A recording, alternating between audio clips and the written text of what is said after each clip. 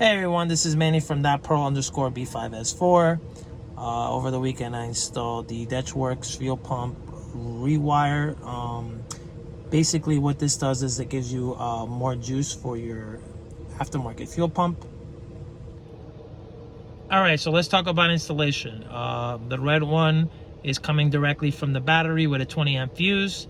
The blue one that you see there, this one, you trace it right here.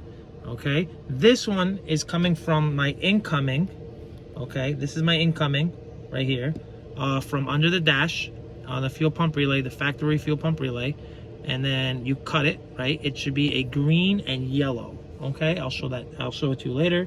So this is coming from here and then going into the relay. Okay, and then the yellow one that you see there, okay, this is going to the fuel pump. Okay, and then it comes through here, it goes through there, and it goes to the fuel pump. But as you can see here, this one is red. It's not green and yellow anymore because I ran a 10 gauge directly to the fuel pump. Also ran a 10 gauge from the fuel pump directly to the chassis and cut the factory ground wire because, as you can see, it's very thin. So you can either solder it, butt connect it, sheet shrink wrap it. I like to keep things pretty clean. Obviously, you know, I do have a lot of cables because I have an aftermarket radio. So yeah, I'm gonna probably bring this down a little bit more. I'm just doing this for video purposes.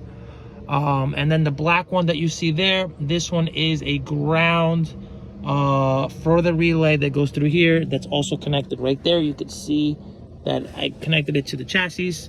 And that's pretty much it. So if you ask me why this was done, basically when I replaced my factory fuel pump for a Walbro 450, I was getting hard starts, and the main harness, I will show you the cables in a second, right here.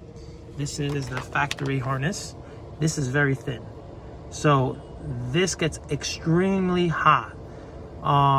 So I don't know, this might be like a 16 gauge probably. This right here is thin. So by running a 10 gauge, you're gonna get more juice to the fuel pump. And then if you want, you can add a ground like I did. I went on the forums and I seen a couple people just splice it right from here and left the factory harness alone. I just went all the way to the fuel pump. All right, so you guys could choose what you guys want. Any questions, just let me know. All right.